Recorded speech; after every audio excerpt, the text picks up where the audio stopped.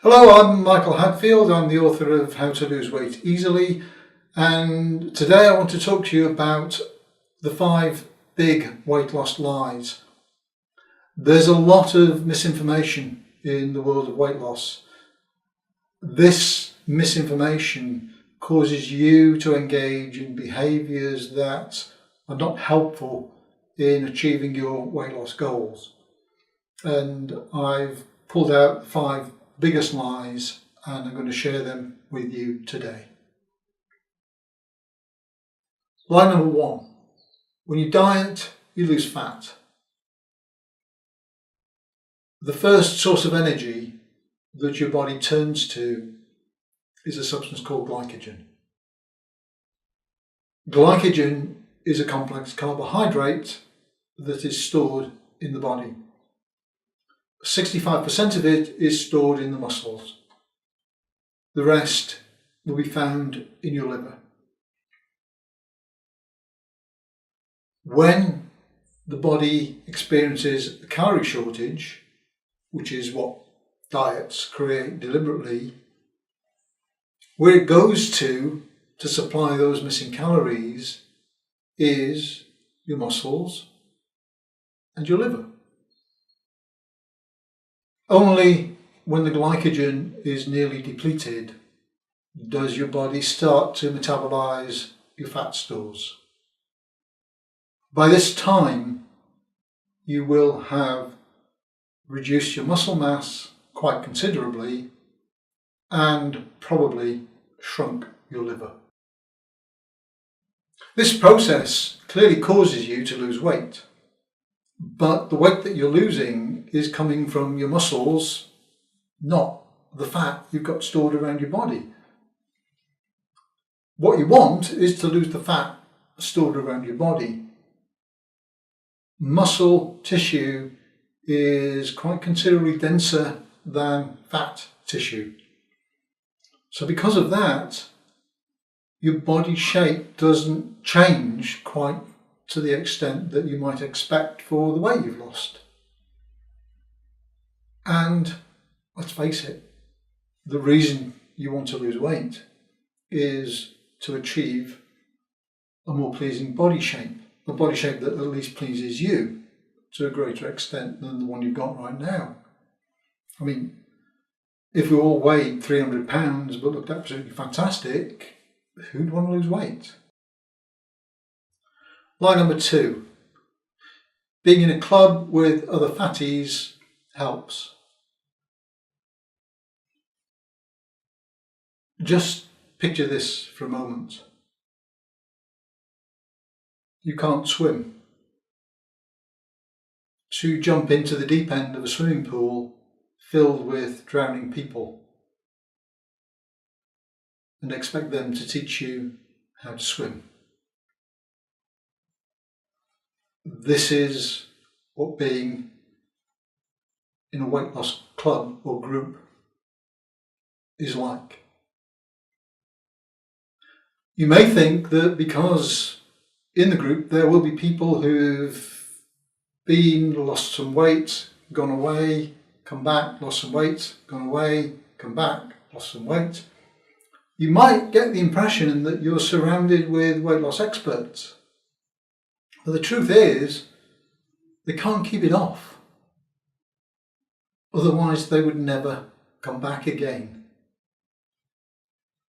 You cannot learn from people who can't control their own weight. Do not surround yourself with people who can't lose weight. Mix with people who are successful at keeping their body the size that they want it to be. Lie number 3. You are out of control and therefore need controlling. The method of control is the diet, and the thing that's out of control is your eating. And because you can't control it, because you think you don't have the willpower to control it, you feel that you need some control imposed upon you. And this is the diet. The diet is a set of rules that's going to control your eating patterns. And that's great, but it doesn't work, because you will always find on any diet, no matter how rigorously you believe you're sticking to it, you will have days off. You will forget you're on the diet, overeat a little bit, go over your limit, and then abandon it for the day and say, oh, I'll start again tomorrow. Everybody does this. Or you get so fed up with it that you decide to have cream cake or some other treat because you've been doing so well. So this form of external control is just a game that you're playing with yourself so that you can pretend you're actually dealing with the problem. But it rarely works. Very few people successfully lose weight with a diet and keep it off. You're probably just the same. Let me tell you about some research that some doctors did a few years ago. The research they did was based around morphine doses for patients who were in severe pain. The patients were split into two groups. One of the groups had their morphine doses controlled by their doctors. The other group, the patients were allowed to control the morphine dose themselves. They were self-medicating with morphine, in other words. Now, morphine is quite an addictive substance.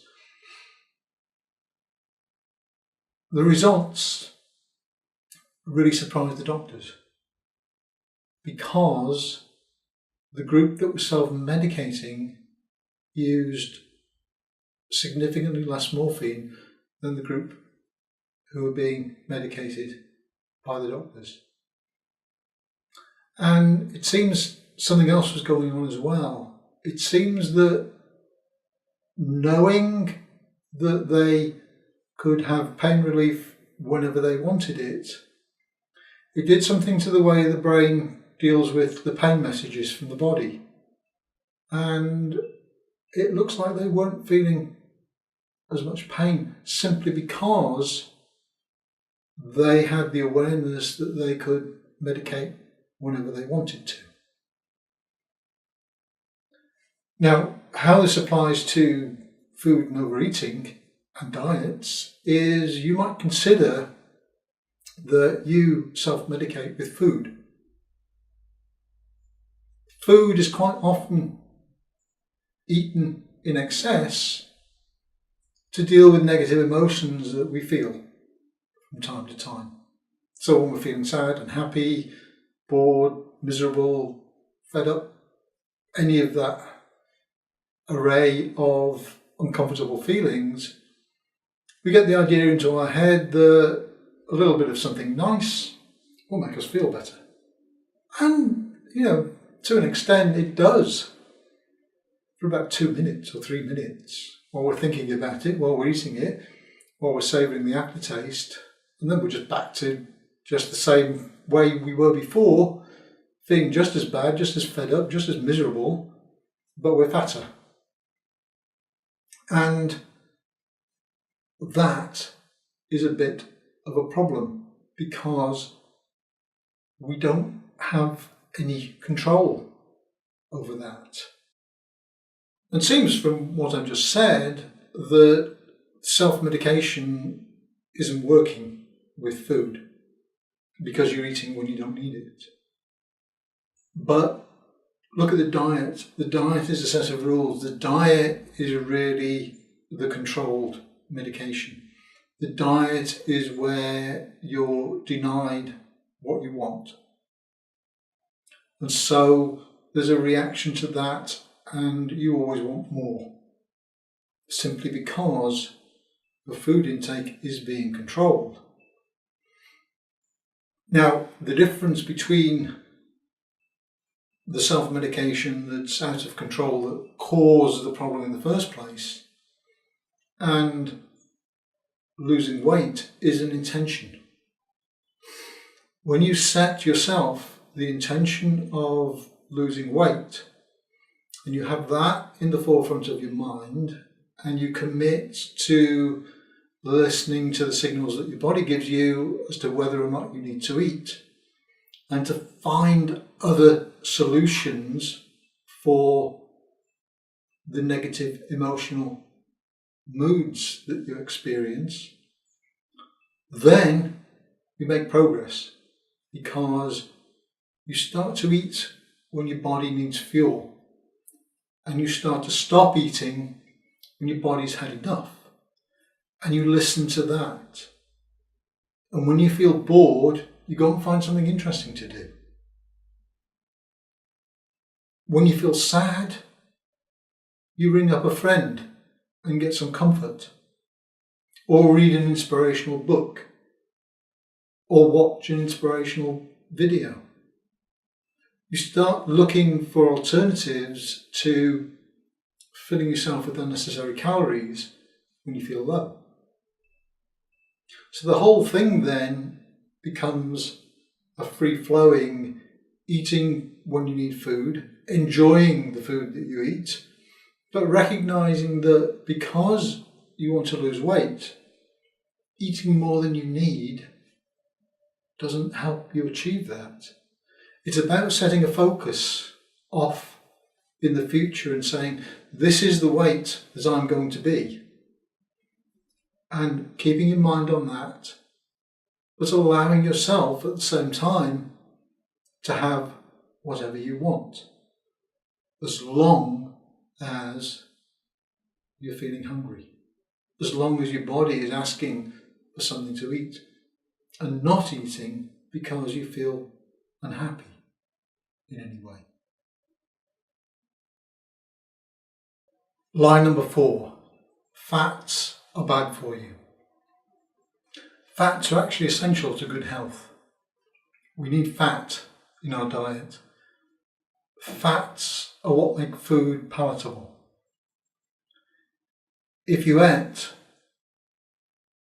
a diet that contained very little fat but had a lot of calories in it, you would still pile on the pounds. There's no way around that. It's about calories, not about fats. Fats are essential.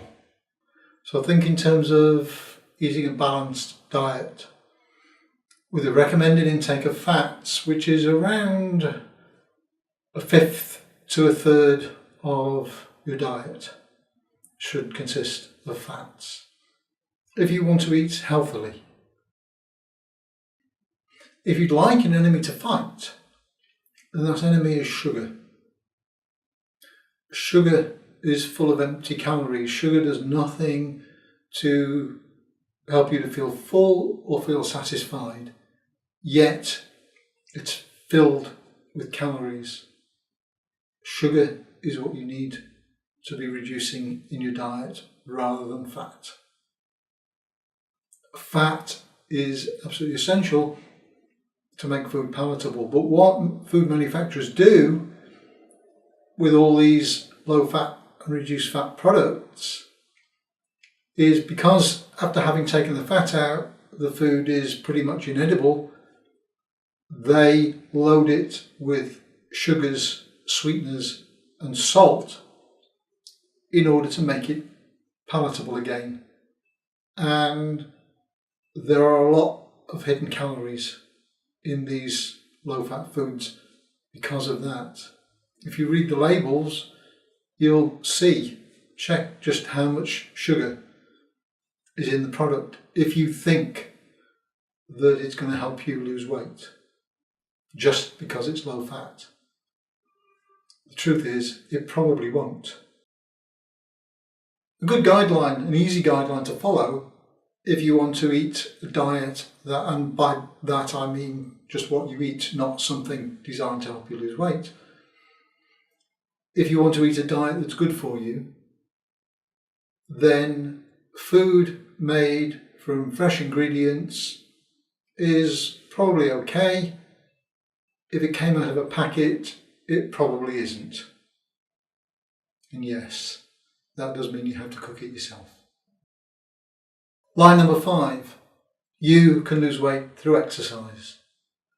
Professor Paul Gately of the Carnegie Weight Management Institute in Leeds says that if you wanted to lose a pound of body weight, you'd have to run from Leeds to Nottingham, and that's around 80 miles.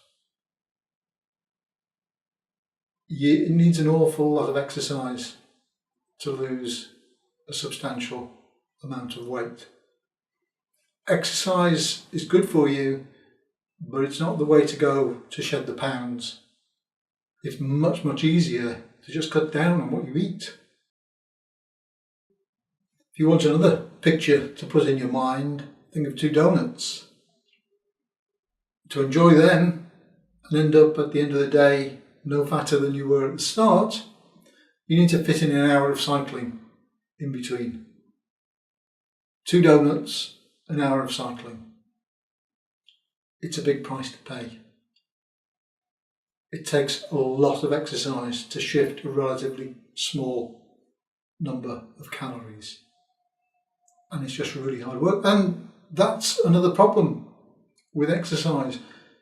When you engage with regular exercise, particularly if you're a member of a gym and you go regularly, you spend an hour on the treadmill or the cycling machines or whatever it is you do, you come away feeling hungry because you've done a lot of work. And so what do? You go and have something to eat. Now, I'm not suggesting for a minute that you don't exercise. Exercise is really good for your body for a whole lot of other reasons. It builds muscle. And as I've mentioned earlier in other videos, muscle boosts your metabolism. Having more muscle boosts your metabolic rate. And so that helps you burn the excess calories that you consume much more easily. But it's no good, exercise is no good just for losing weight. So exercise because it's good for you, because it keeps your body fit and healthy, and your body likes to move, but cut down on the calories in order to lose weight.